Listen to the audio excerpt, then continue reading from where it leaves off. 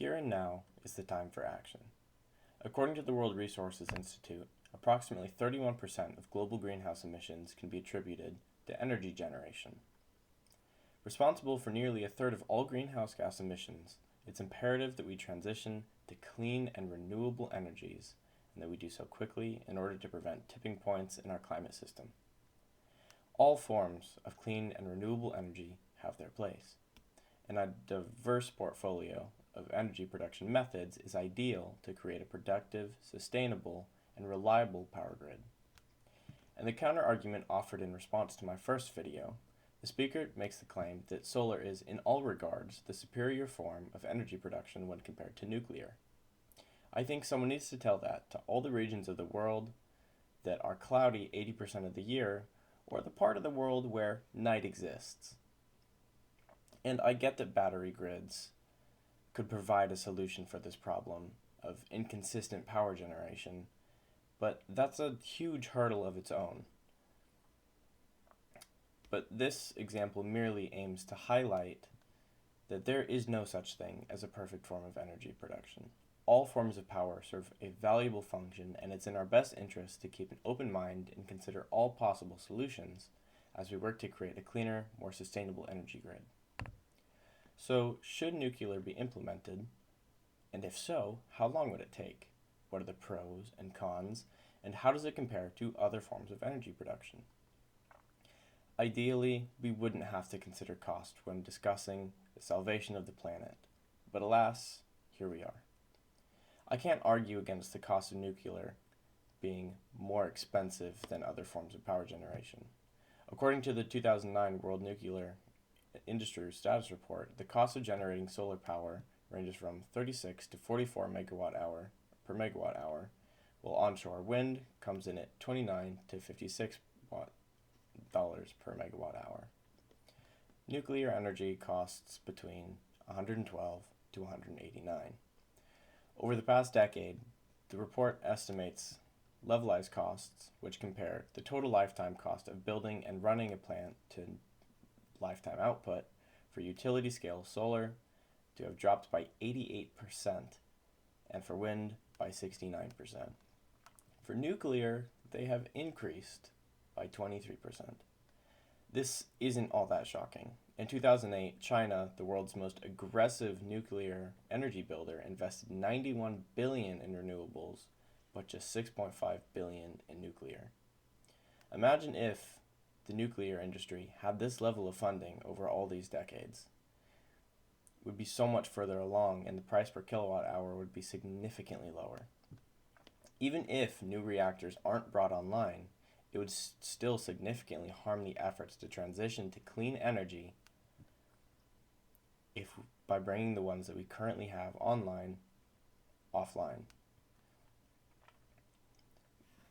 And reactors currently generate about 11% of the world's power, and Fatih Birol, the director of the International Energy Agency, shares these concerns. Birol says that the low-carbon nature of nuclear and its role in energy security are currently not sufficiently valued for existing nuclear plants to operate profitably, and that new nuclear projects have been plagued by cost overruns. And to quote him, "Without action to provide more support for nuclear power, global efforts to transition to cleaner energy systems will become drastically harder." He added that while renewables are key for meeting sustainability goals, it would be extremely difficult to reach those targets without nuclear. And extending the life of these reactors also makes sense in the scheme of things. The International Energy Agency markets chief said it's more expensive to build new wind and solar than to extend the lifespan of existing reactors, which would require an investment of $500 million to $1 billion per gigawatt of energy capacity.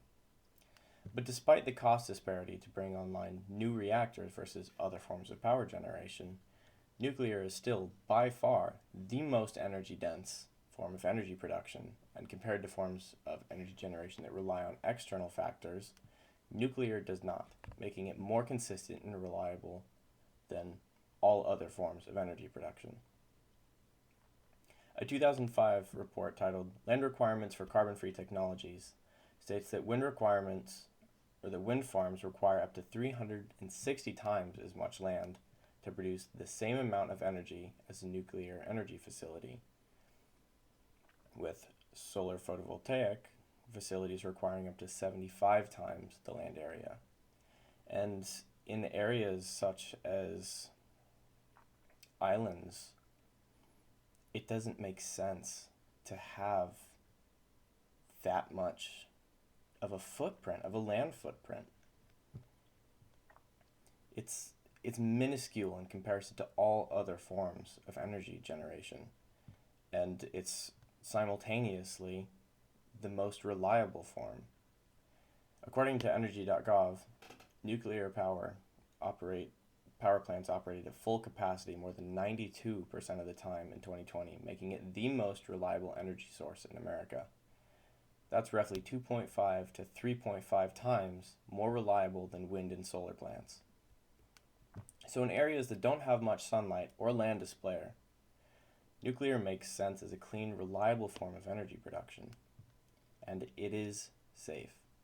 According to a Forbes article on the level of deadliness per 1,000 terawatts generated, even when including seemingly catastrophic incidents such as Chernobyl and Fukushima, the amount of energy generated by nuclear power is so vast that it more than outweighs these incidents long term. I know this sounds like a harsh thing to say, but let me explain. The reality is that nuclear energy is much more comparable to renewables like solar or wind in terms of safety. Per 1,000 terawatt hours, nuclear comes in at a minuscule 90 deaths, behind even wind and solar at 150 and 440 deaths per 1,000 terawatts.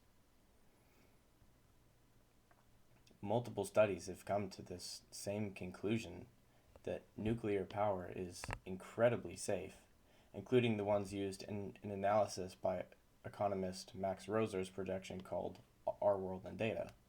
Even though the conclusion on nuclear is pretty cut and dry, it's still pretty hard to absorb. After all, the relative safety of nuclear energy ends up being extremely counterintuitive to our human brains, which are seemingly wired to put more weight on big, memorable events like Chernobyl, rather than slow, consistent deaths that occur over time with other energy sources. So, to summarize, despite the costs of nuclear, it's a technology that has its place, even if it's niche. In areas where space is of concern, nuclear power is a fantastic option. And at an average of 7.5 years to get the 441 operational reactors today online, they don't really take much time to set up. It's unparalleled in space efficiency, consistency of power production, and competes with renewables such as solar and wind power with regards to risk to human life and the environment, not accounting for the effects on the environment that these other forms of energy production are in. And this is why nuclear is a good solution towards combating climate change and minimizing risk to humans, the environment, and the climate in the process.